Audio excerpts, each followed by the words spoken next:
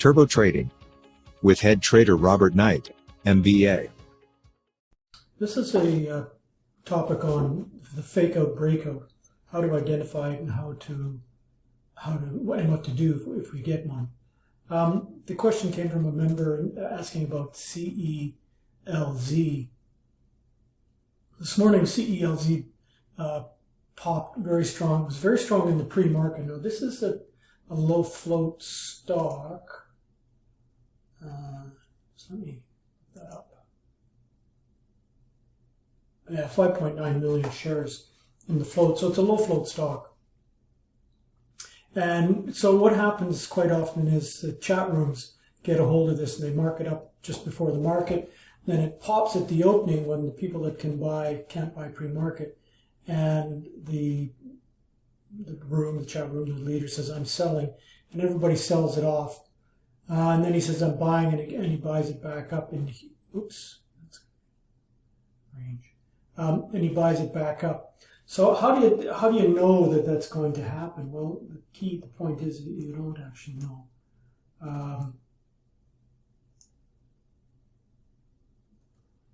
But there are some signs that can identify that it is going to happen. In this case, fake-out breakout normally is identified by a long wick and then closing near the bottom of the range.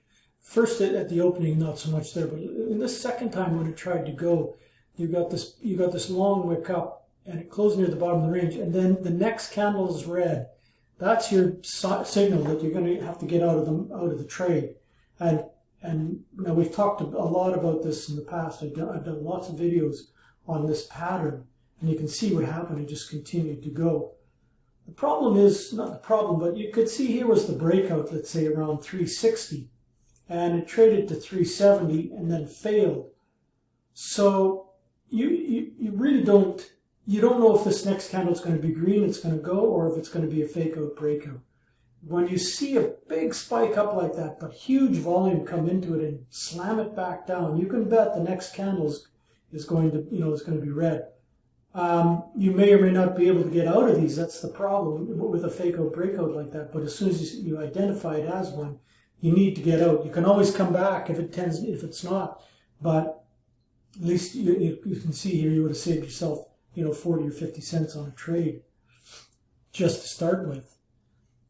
Big long wick up, next candle's red. You need to get out of the trade. Now let me see if I can.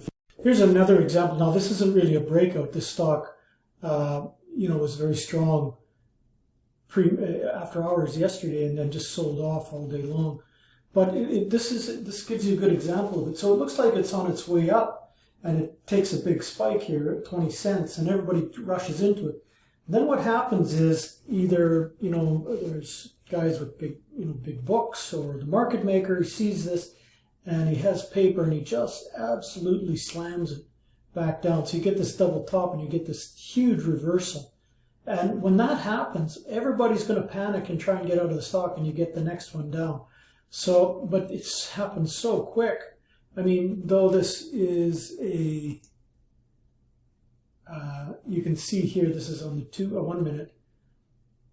Double top there, next one's down, and this thing drops 20 cents in an instant probably, and then but continues on. So when these start to go that they're going to have follow through. We don't know when it'll end, but we just know that it's going to have follow through, and so you're better off to stand on the side. Let's see if I can find another one. Here's a good example of one. Now this is a low volume trader, and it went from 190. And was just starting off. It did spike up, but this next candle didn't really trade lower, and away it continued to go. But here's the candle here, big long wick up, next candle's red. And so when you see that happening, you need to get out of that trade. But in this case, it doesn't actually collapse. But so you more times than not it does, but in this case it didn't. Big reversal, that's a very bullish reversal. But here, look, you've got a spinning top, next candle's red. You need to get out of that trade. So more often than not, even though sometimes like this, if there's big momentum, you get that slam, big long spike up, slams down. Then it doesn't necessarily always go, but 80%, 90% of the time it does. So you're better off just to get out of the trade and come back to it another day. Because the patterns are only 70% predictable or accurate, 70% accurate. So 30% of the time you're going to be wrong, and you're maybe take a bit of a loss in that case, but then it double topped. I think what's important to know, and we don't see it because it's not live, what's important to know is if you see these huge spikes up very quickly and then pow, a ton of volume and it slams back down to the low end of the range, that's a fake out breakout, and you have to get out of the trade because the next one's going to follow through and really get whacked. Don't forget to like and subscribe to our channel. Reach new levels of trading proficiency. Become a member at turbotrading.biz.